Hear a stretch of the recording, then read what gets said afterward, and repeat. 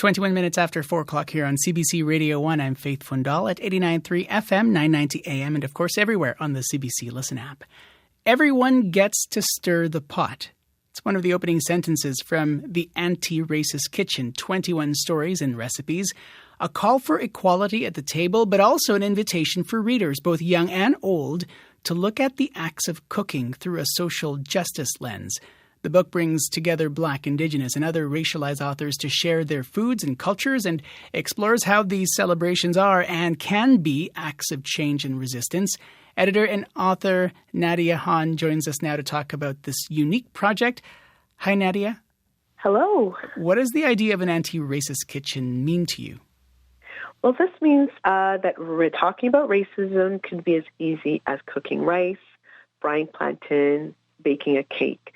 It's a space where people feel safe and welcome, and that people of color, racialized people, Black, Indigenous people of color feel safe to share their stories, and that there can be courageous conversations around a table where we can break bread. So a table in the literal sense and also in the figurative sense, a kitchen in the literal sense and a figurative sense, and we're all here to share food. And, of course, food is a way to nourish ourselves, heal ourselves, and it's an expression of love as well. It's really interesting because growing up as a Filipino person, I ate rice all the time. And this idea of making rice in the kitchen as part of being an anti-racist kitchen, this is actually a surprise for me. Do you think it's also a surprise for many folks who read about this in your book or hear about this when you talk about it? Well, I think I'm going to use the rice analogy because you just brought that up, and at least three of the dishes contain rice.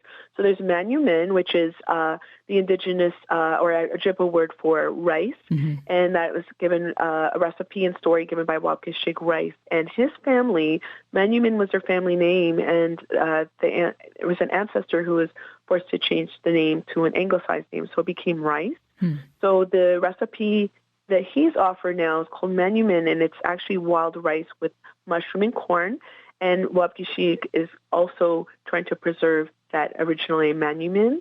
And then there's another recipe that contains rice. It's called kimbap.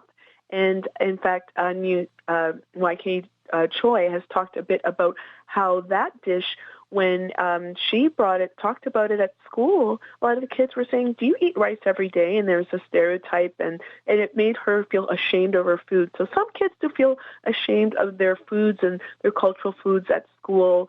So there's actually a positive ending to the story, but she introduces us to kimbap, which is like a Korean sushi. And then there's also dosirak, which is a dish almost like a bento box or a Lunchable where you have different types of foods, and rice could be one of those foods, and that was introduced by Susan Yoon.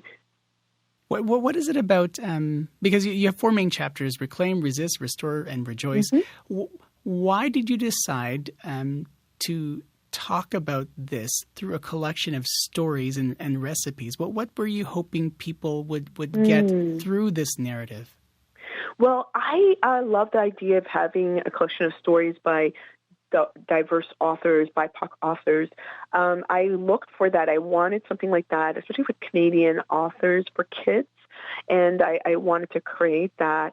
But the food offering also adds another personal touch, and I'm hoping that people will lean in and try the foods and listen to the stories, and I hope the food will help to open some doors and break down some walls where folks might feel a little intimidated by doing anti-racist work. I personally think that it could be that easy, that it's just like creating food and sitting down and talking. I think it could be that easy, a first step to fighting racism. So my hope is to fight racism. My hope is that kids of color can see themselves represented in the story, see storytellers, writers, authors that look like them.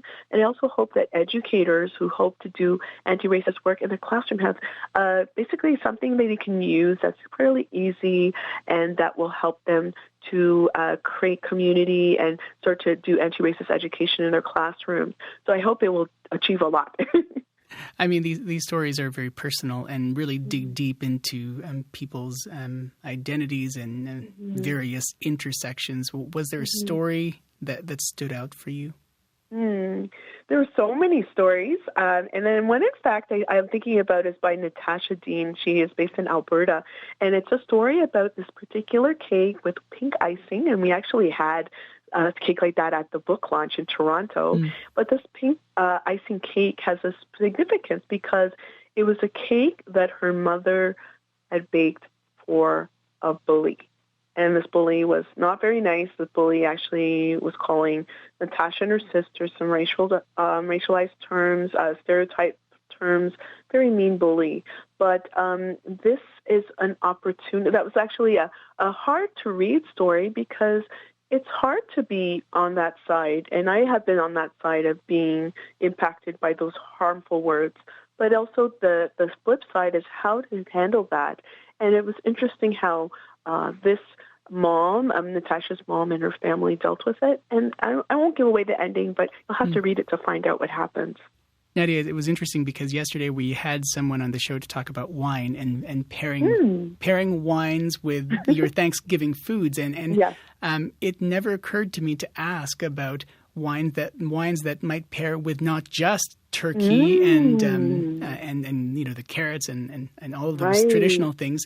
Yeah. For people who are preparing harvest celebrations this weekend, what's your advice about discussing racism or even finding a way to unpack and talk about this?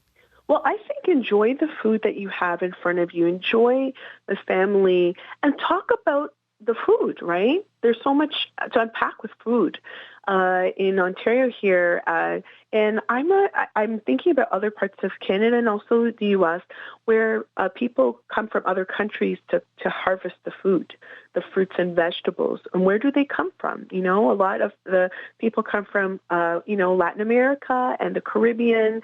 So there are stories in my book and recipes from contributors who come from those or have those traditions. So learn a bit about them and also learn about the first peoples that were here. Learn about the land that we're eating food on, So those are some starts. There's certainly stories by members of the Indigenous communities in the book as well. So I say start with the food, appreciate the food, and talk about the different kinds of foods that we like.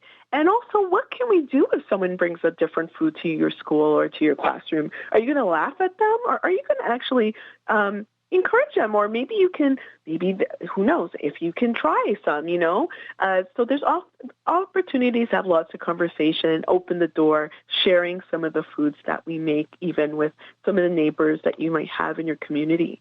Really appreciate you making time today. Thanks very much, Nadia. Oh, it was my pleasure. Thank you. Take good care. Nadia Han, author, educator, and the editor of The Anti-Racist Kitchen, 21 Stories and Recipes, published by Orca Book Publishers, now available wherever you buy your books.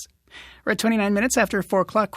21 minutes after 4 o'clock here on CBC Radio 1. I'm Faith Fundal at 89.3 FM, 990 AM, and of course everywhere on the CBC Listen app.